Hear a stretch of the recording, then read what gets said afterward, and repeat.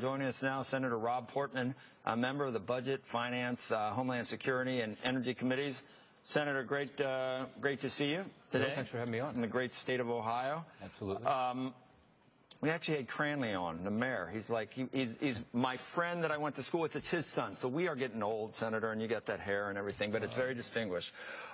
You know, we were talking to Bill Ackman today about Valiant. Valiant, one of the reasons they're able to make a rich bid is because of a tax rate. Pfizer wanted to move and take $1 billion worth of tax revenue to the UK because of the tax rate, and yet here we sit like Nero on both sides of the aisle, while we're obviously losing competitiveness, and it would help job creation and everything else. I mean, is that what we're talking about, corporate tax reform with you? Yeah, absolutely. No, Rome is burning. It's urgent. It's not just important. You guys deal with it every day. I mean, a lot of the stuff you're talking about is tax-driven, and it's not just about the so-called inversions where a company like Pfizer buys a company smaller than it is and then changes its domicile to another country, Ireland or wherever. No. It's also about losing out on acquisitions. You were talking earlier about American companies competing for acquisitions. A company in Europe or a company in Asia can step in and say, hey, I'll pay a premium because my after-tax profits are going to be better. And so we are not just losing companies and headquarters, we're actually shrinking American businesses. We had what was that group last week, Becky? What was it? What was that group that you said you? New Jersey PIRG. I'm sorry, U.S. PIRG. U.S. PIRG. A public interest research group. They went around and they were trying to out tax havens. Tax havens. All these tax havens around the world where these nasty U.S. corporations are trying to do avoidance of taxation, and they're leaving money. And all it really was were other countries, all of which have lower tax rates than us, and they're being branded as tax havens. And I don't know if you saw Apple and Tim Cook and the CFO paraded in front of, who was it? One of the Levins, maybe, I think.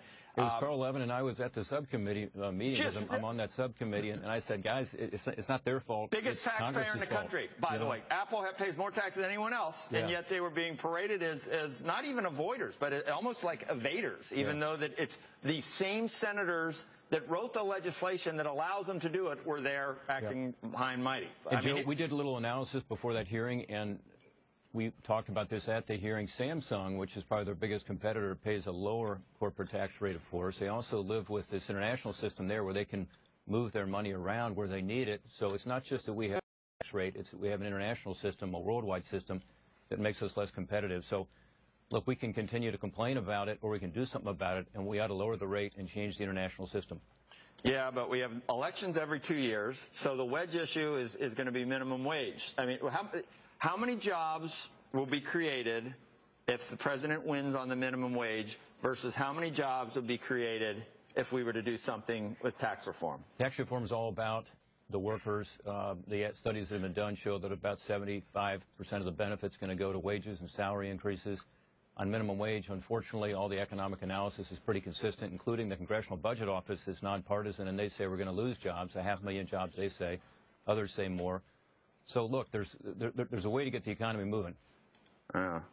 You want to just weigh in on, I don't just have knee-jerk reactions. This guy volunteered, right, and he went over to fight there. You have a problem with the president bringing this guy back? I have a problem with the way he did it. And, it's a pattern now of the president going around Congress. If he had followed the notification process, he would have had to provide a detailed justification for why he was releasing these 5 guys out of Guantanamo. The reaction, bipartisan, would have been negative, and I think he would have rethought it. But what is it called? I mean, Bush did it many more times than President Obama, right? What is it, a signature? And I think he started I'm president, I'm above the law. I mean, that's been going on for a while with executive power. But President Obama's taken it to a new level. I mean, we got with Obamacare alone, I think there are now 23 changes where he's gone around Congress. We're about to get the Supreme Court deciding a case, maybe today or tomorrow even, I'm told, about him going around Congress on the NLRB, the National Labor Relations Board. So it's kind of a pattern, Joe, and, it's him simply saying, hey, I've got a phone, I've got a pen, I'm going to go around the elected representatives. Texas is still part of the union last time I checked. But then again, there are times when I'm not really sure whether it is, and I'm not saying that's a bad thing either. But Cruz, Ted Cruz, winning all the straw polls down there, I don't know whether you can extrapolate anything. Is he electable by the entire country? Oh, I don't know. Look, that's so long from now. We got to get through 2014 first, and I do think in 2014 that Republicans are not just electable, but I think we're going to win the majority. Well, we've run moderates before, and you know, President Dole was quite a president, President McCain, of course, and then President Romney. Yeah. Was that the way we should always go? Well, the way we should go is to ensure that we can get somebody not just through a primary, but through a general election. And look, in terms of national elections, the Republican Party needs to change our approach. We've got to be sure we're talking to the people who are affected by these economic policy decisions that the president's made, where you've got high rates of poverty, relatively high unemployment, where you've got more people out of the workforce now than we've had since the 1970s. So we've got to say, look, we got a better way. And if we do that and explain it and how it helps folks at home and their kids to get a job and to have higher pay and higher benefits, I think Republicans win. But if we don't do that, it's tough to be a national party and win. Yeah, I know.